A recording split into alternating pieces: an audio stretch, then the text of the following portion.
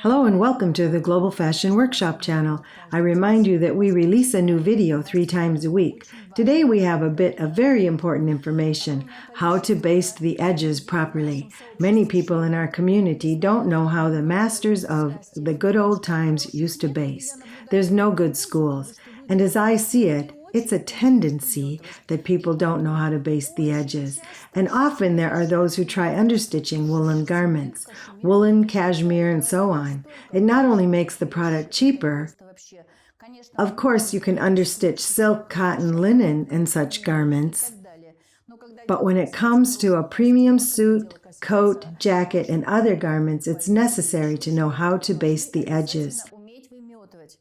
To make a luxury item, to baste the edges of collars, button stands, and so on the right way, you need to get into it and to understand how important it is to do it the right way. So I'll show you how you shouldn't do it and how you should, to what you should pay attention, and what kind of stitches you should make. What kind of stitches you should make so that they secure the fabric and not just exist, not serving any purpose. And the edge is loose. And then we start steam pressing with the wrong basting. The result is the stitches don't hold anything and the fabric moves wherever. It can't be done like that. So we don't use understitching on proper clothing. We learn how to baste it properly, the way people used to do it before. The way no one shows now. I want to go back to my youth and teach you the stitches I learned when I was young. Of course, those who bought our courses already know all that, but I don't remember teaching you how to do this on our channel. Please remember what I show you. I have 2 parts sewn together before me. One has interfacing, the other hasn't. It's already been pressed a little. Even with the edges of the button stands, we press them apart so that when we fold it, the edge is the right way. You see the edge, right? Many people baste it with straight stitches like this, just like this. I show you this as an example.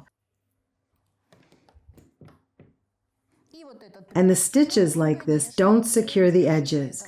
Now, when you use the iron, it can move here and fold there. This kind of basting doesn't secure anything at all. That's why I'll show you how to do it properly. First, the stitches should be about 3 millimeters away from the edge, and the second part of it even lower. So when you put the needle in the fabric about 7 to 8 millimeters away from the edge, at this moment when the needle is inside, you tilt it and get the needle out 3 millimeters away from the edge. The next stitch is 7 millimeters away from the edge. Tilt the needle behind the fabric.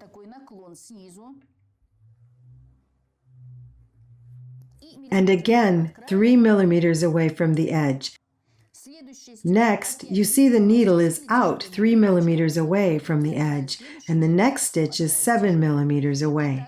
And again, it's diagonal, and again, we get the needle out 3 millimeters away.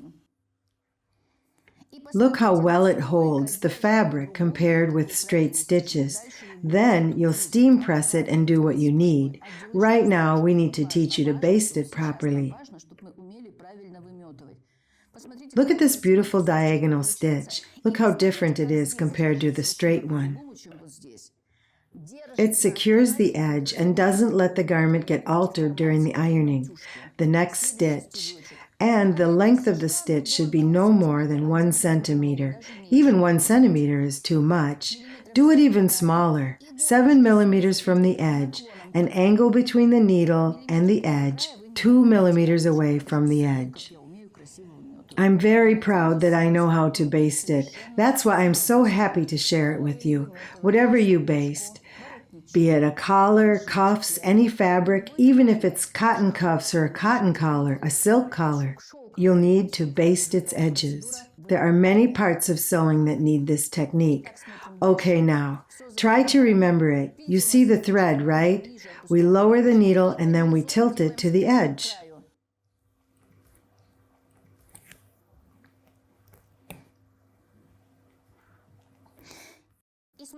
You see, though I pull it out, I don't pull it too hard.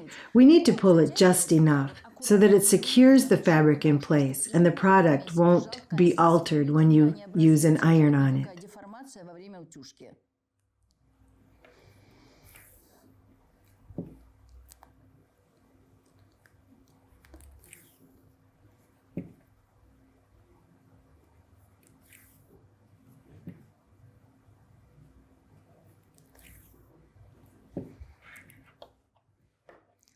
When you learn to do it, it will be enjoyable. You can't baste it in like this.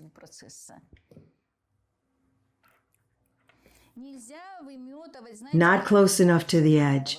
Well, you've basted it, yes, but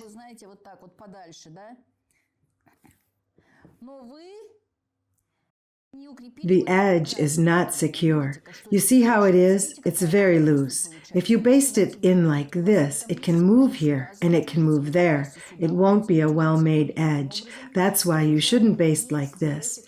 That's how you need to baste. Well, I'll be finishing now. I hope I've told you everything. When I was young, we learned how to make the edge lean to one side, and we did this kind of seam and basted it, and it helped to make the quality better too. When you do it, it's very important how you baste. Well, this method isn't really used these days. It's almost always an even one. So now we don't do uneven edges, even on expensive clothing. It's a thing of the past. But if anyone still does it, this basting method will help you keep the edge the way you've made it with your own hands.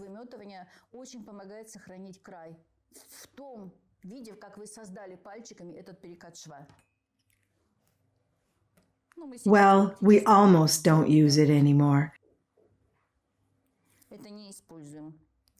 Today's lesson is very important. Someone may think that what I showed you isn't a big deal, could have showed something better, but that's not true at all. I find the right basting to be very important. You see, I showed you how you shouldn't baste and how you should, how you shouldn't and how you should. Watch and learn and try for yourselves. You'll get it, and I think, no, I'm certain when you learn how to do it, you'll be enjoying it, because it's great. You hold the garment and feel such a solid edge. Well, that's it. It's time to say goodbye. I wish you success in this. We'll always succeed. We need it. Click the like button and share our videos on social media and subscribe to our channel. Comment and learn to baste. Thank you for watching. All the best from Irina Paukshte and the rest of our team.